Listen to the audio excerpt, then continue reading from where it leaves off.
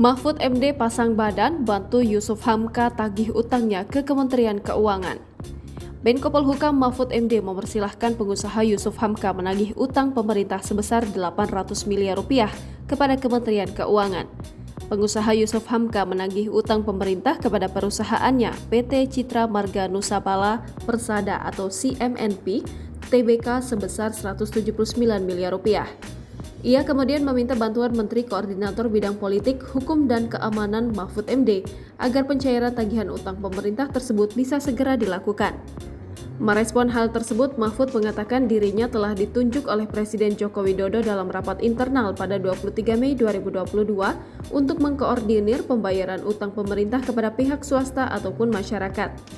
Mahfud menilai bukan tidak mungkin pemerintah memang memiliki utang yang belum dibayarkan kepada Yusuf Hamka. Oleh karenanya, ia menyarankan agar Yusuf Hamka segera menagih piutangnya kepada Kementerian Keuangan. Mahfud juga menyatakan siap memberikan bantuan teknis terhadap Yusuf apabila memang dibutuhkan dalam proses pencairan piutang tersebut. Ia menambahkan pemerintah juga akan berupaya membayar seluruh utangnya kepada pihak swasta maupun rakyat. Mahfud juga meminta agar pihak-pihak yang memiliki piutang kepada pemerintah untuk menagihnya melalui Kementerian Keuangan. Sebelumnya, Yusuf Hamka menjelaskan utang itu bermula dari deposito milik perusahaannya PT Citra Marga Nusapala Persada Tbk di Bank Yakin Makmur alias Bank Yama yang tak kunjung diganti selepas likuidasi pada krisis moneter 98.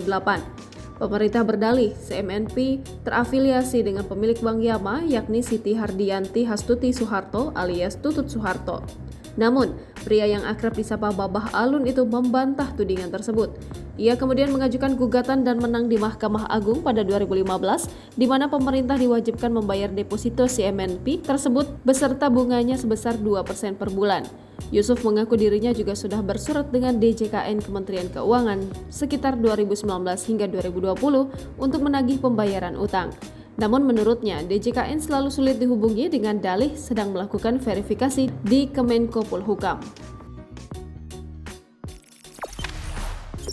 Jangan lupa subscribe, share, komen, dan like ya!